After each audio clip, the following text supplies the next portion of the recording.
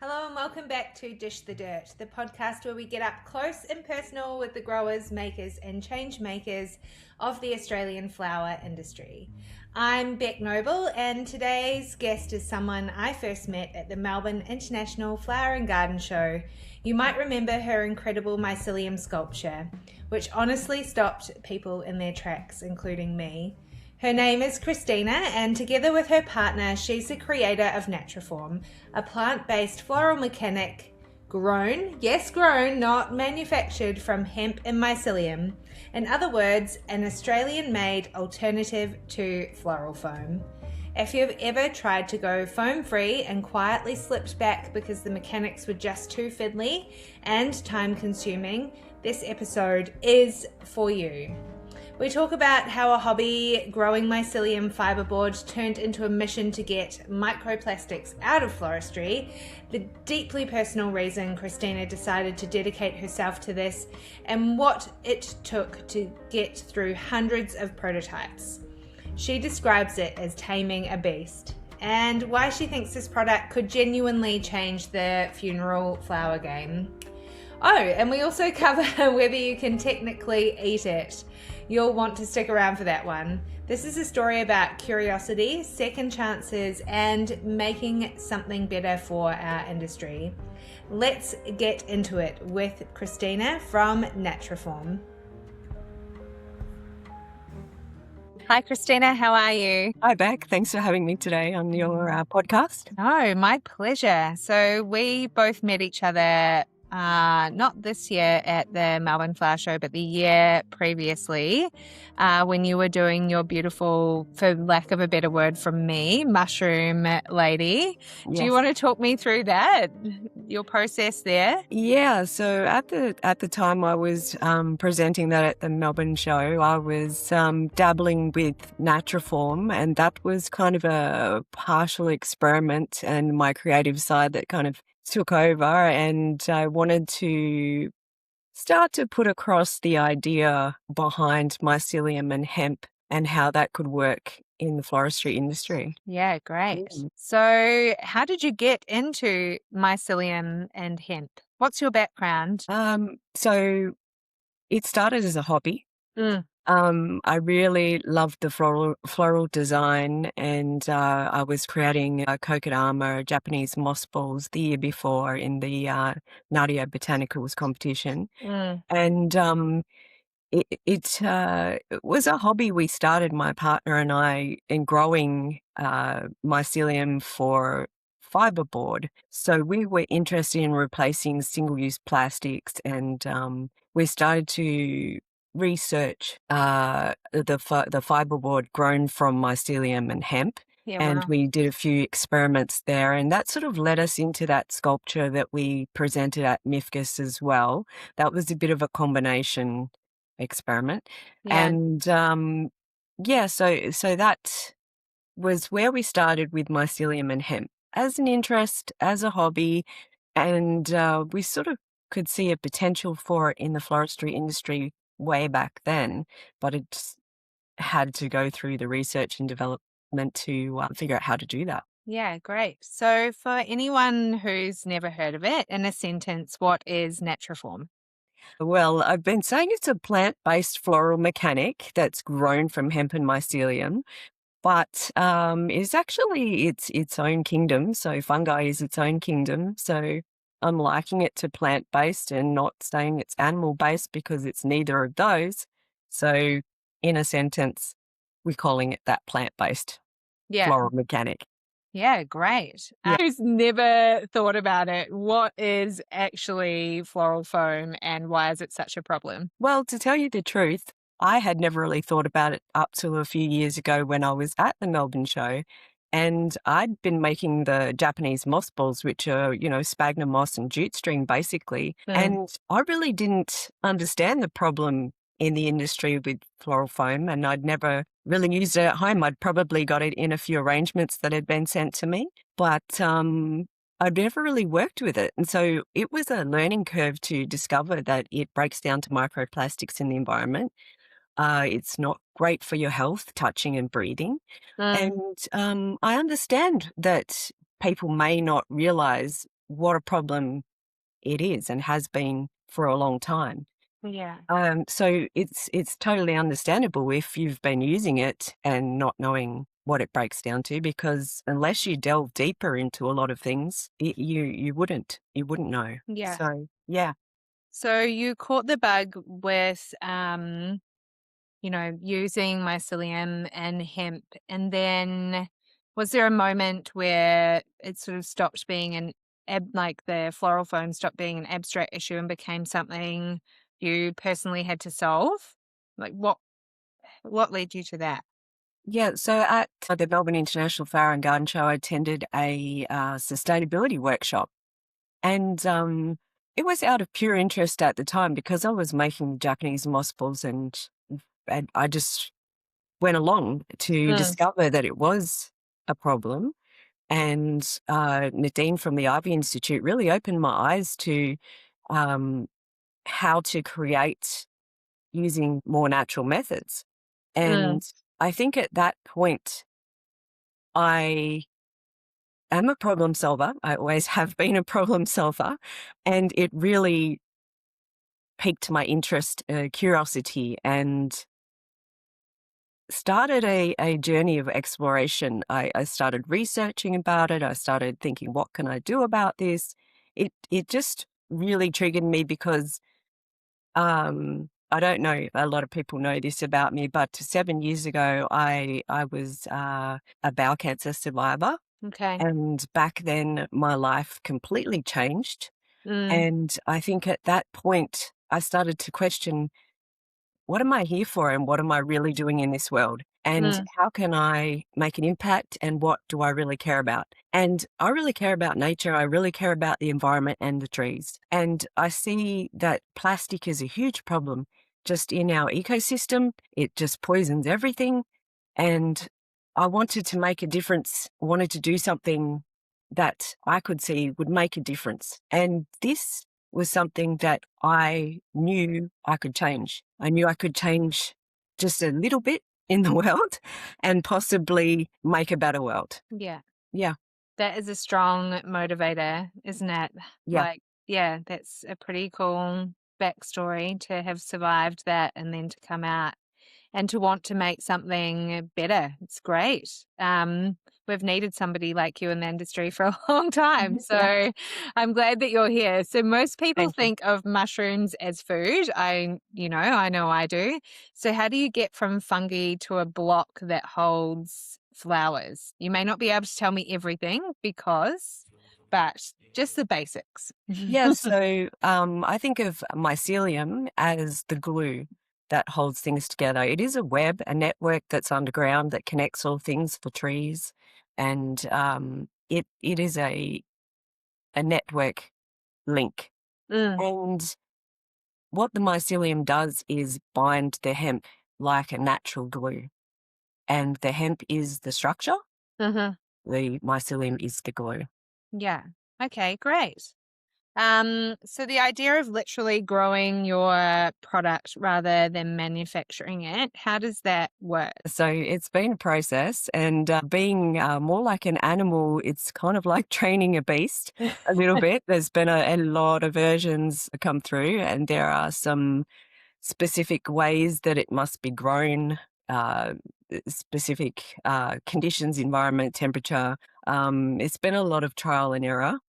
And I think that we are finally taming the beast Okay. and by understanding how it works and how it's an animal. It breathes and it actually excretes Mm, sort of a liquid. So understanding how it breathes, how it works, and there's also a few tweaks in there that I can't really talk about that we have learned how to tame the beast, so to yeah. speak. Yeah. Yeah. Wow. So how many versions have you gone through before you've had something that you could actually share with the floristry world? Yeah, so I had tested hundreds of times, Wow. hundreds of samples over the last few years. I have been testing it myself with just, I'm not a qualified florist in the traditional way. My husband picks up secondhand flowers to take to a charity group, and he was allowing me to use those secondhand flowers to experiment with. So I've been experimenting for the last couple of years with those and just tweaking it to extending the life of the flowers. So I've tested hundreds myself. And we've just finished another few versions, which we believe are the ones. Okay, great. Yes. Has there ever been a time where you've just wanted to throw it all away? It's been difficult at times, but no, I haven't wanted to throw it away at all. It's been a passion of mine, and it's a driver of mine, and it is something that I will conquer. Yes, great. I love that. So Natriform, when it's on the bench, you soak it, hydrates the stems, it holds them for hours. What does it look like for florists to use? So it's a longer soaking time than what you used to with the foam. It is an overnight soak, so I would use it as part of a planned workflow. Say you're leaving for the afternoon and you know you've got set amount of work the next day, get your blocks ready. In saying that, if you don't use them on that day, you can store them in the fridge. Oh, great. They keep in the fridge, and that kind of puts them in a bit of stasis, so you can have them there for a certain amount of time. And at the moment we are envisaging that it'll be perfect in the funeral industry as basket arrangements. I 100% agree with that. Yeah, I feel like it could change the funeral industry for sure. Is it the same sort of product that I know overseas, and it might just be in Sweden, where they've made caskets from mushrooms? Yes, that's Same possible. sort of theory. Yeah. It's in theory, as we were working on the mycelium packaging at the start. But that kind of material would be very hard and solid and rigid, and you wouldn't be able to put stems in that. Okay. Yeah. It's just pretty. It's so cool when you start to think about it. And I know that, like, I don't know, I've always wanted somebody to come in and change the funeral industry. So I think, it's just fantastic that this can work as for casket arrangements. So when you're working with it, you can push stems into it. Like it looks and feels like floral foam, or is it a little different? It is a little different. It grips a little bit when the stems go in, and it has quite a satisfying insertion feel. It does feel firm and solid, and I'd say it is different. Yeah. And do you need to rehydrate it? You know how sometimes you'll need to pour water back onto Oasis or any of those products. Do you need to rehydrate these? Yeah, depending on the length of your event, possibly, yes. Okay. And we will be working on a sort of a tray that you could possibly use with the palmia, something to go with it that you can secure it to. Okay. So that will be coming in the future. But that's a work in progress at this time. So for a florist who's nervous about switching from foam, what's the learning curve honestly like? Yeah, so I'm hoping to be putting a few quick tutorials out in near future, and having a quick learning session where you can have a look at those tutorials and work from there. They're not going to be intensive, just maybe a quick differences between what you're using now and how you can use this product. Yeah, great. And from when it's finished with, so say, you've done your event, or you've got your casket arrangement and it's being left with the person, how does your product break down? Yeah, so it dries out and it just crumbles. It crumbles into a nice dry product that you can then put in the garden bed, put into your compost. Wow. If you like, you can keep hydrating it and see what happens, and you may have a crop of mushrooms that you can then eat later on. Wow, cool. Yeah. And I must say, like, this is just a sideline, but the flowers that I have in my dining room at the moment, to have in a nice open dish, which my cat drinks out of. Okay. Um, so she loves the water that is from the flowers for some strange reason. So Yeah. I think that the block would be completely edible other than the compostable wrap on the outside. Okay. And so, for the honest bit, does this do everything that floral foam does yet, or are you still refining? They're still refining because it can't be cut. So Yes. we're growing it to shape. So I envisage that we would have a few shapes and sizes that would be suitable to typical arrangements. Yeah. And we are working on those size factors at the moment, and also securing the Natriform. We're working on that at the moment to Yeah. make sure that it's stable in your arrangement. Yeah. Great. So sustainability kind of gets thrown around a lot. It's just one of those words. People love to use it for all different reasons. But what makes Natriform like genuinely different from the start of its life to the end of life? I know we just sort of touched base on how it breaks down, but yeah, why is it a sustainable product? Yeah, so I think that it comes from sustainable crops like hemp. The hemp is a beautiful crop that uses less water. It's bug resistant. It grows fast. In 16 weeks, you can um, transfer the waste back to the land and regenerate the soil. Mycelium is again naturally grown. It is endless, so it doesn't take from the earth. The process of growing is very environmentally friendly. It doesn't require energy as such to grow it. Yeah, and once it's completed, it breaks down naturally and actually replenishes the soil with mycelium, which is great for the plants, great for the soil. And you can then eat Yeah. eat the rewards of your Natriform block. Will the If you so packaging wish. say, will the packaging say, if you're hungry, you can snack on this? And so the outer wrap that we have encased the Natriform in at the moment is a AS standard 5810 home compostable wrap. Okay. And at the moment, it acts like a skin that is pierceable, and it holds any drips or moisture inside that wrap as well. Great. So, yeah. Yeah, I have actually seen, I don't know which version I've seen, but I have seen it, and yes, nothing comes out of that wrap. It's really, and it does grip onto those flowers, even large stems. That's why I think, if you're a florist who is looking at the funeral industry, and for me, if I had known about this product like 5 years ago, 100% I would have been on it instead of trying to make this, I don't know, just I was always trying to make casket toppers and sustainably with like a piece of wood, and it was like very, very time consuming.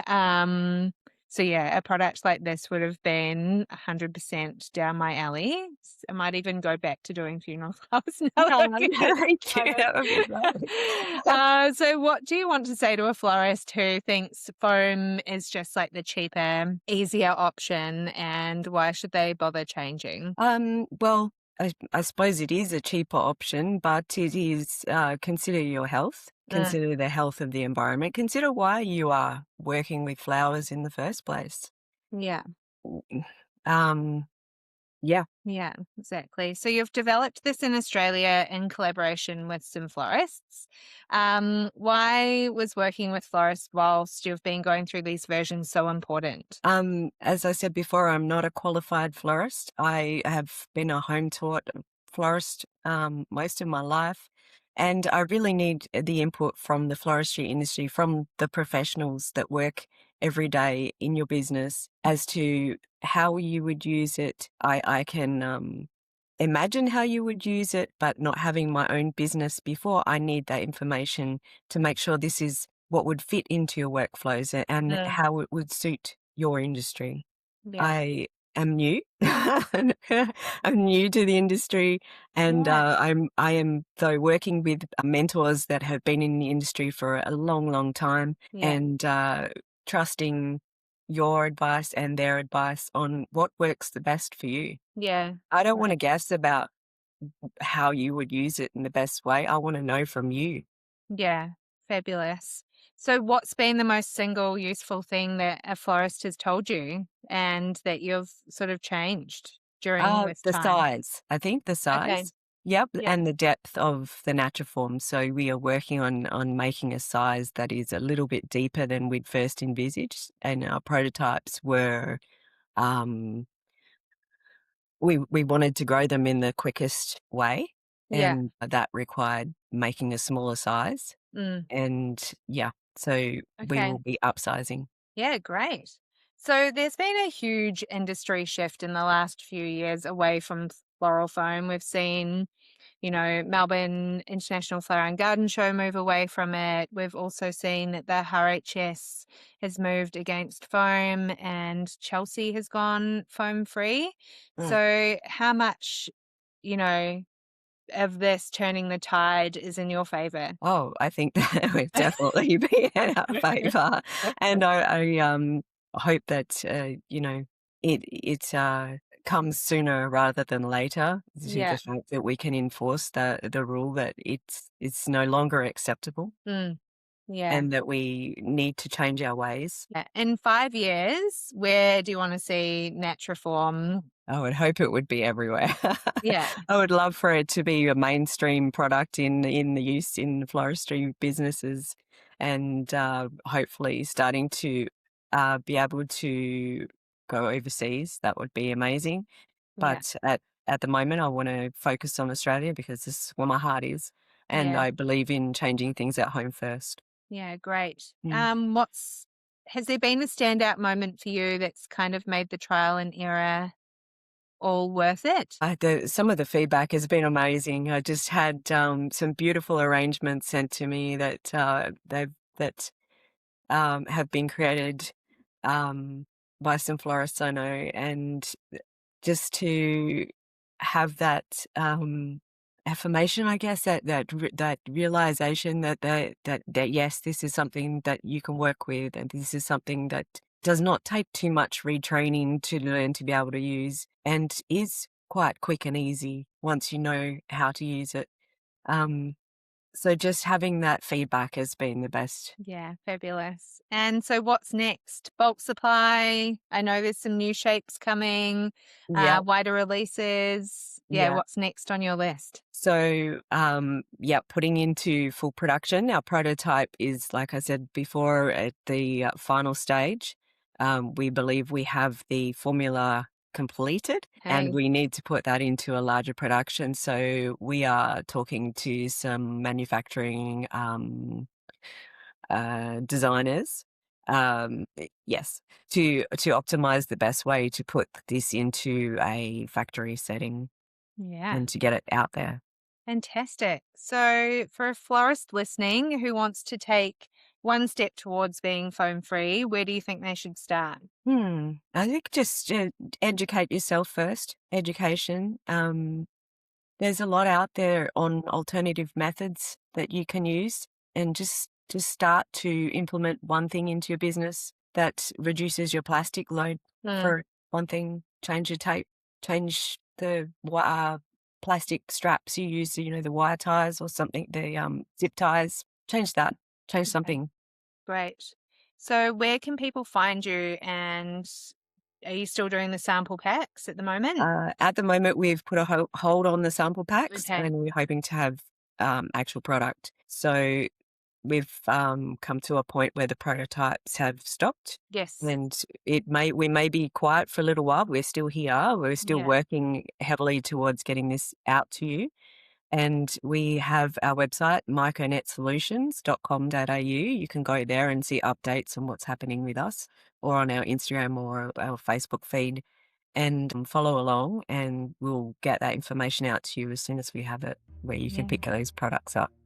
Fabulous. I can't wait. I can't wait for it to be all through Chelsea. And also all through MIFGS 2027. That would be amazing. Wonderful. Yeah. Thank you so much, Kristina. Thank you so much for having me on your podcast today. I really appreciate it. You're such a beautiful person. Oh, And no. I'm so glad I met you at MIFGS years ago. You're doing wonderful things, and I really love the community that you're building. Yeah. Thank you so much for your support. No, thank you. And thank you for building a product that I desperately want. So I can't wait for it to be released. I'm going to be back into doing funeral flowers ASAP. Oh, that's great. That's wonderful. And that was Kristina from Miconet Solutions. Honestly, what a woman. To go through what she's been through and come out the other side asking, how can I make an impact? And then to actually go and build the product our industry has been crying out for. We are so lucky to have her. If you want to follow along with Natriform's journey, and trust me, you do, head to miconetsolutions.com.au or find Miconet Solutions on Instagram and Facebook. The sample packs are on hold while they move into full production, so following along is the best way to be first in line when it lands. I know I will be. I can't wait. I'm going back to funeral flowers the minute I can get my hands on this stuff. If you enjoyed this episode, it would mean the absolute world to me if you'd hit follow, leave a rating or review, or send it to a florist or farmer friend who's been wanting to ditch their foam. It's the best way to help these stories reach more ears. Thanks so much for listening. I'm Bec Noble, and this has been Dish the Dirt. See you next time, and keep being blooming fabulous.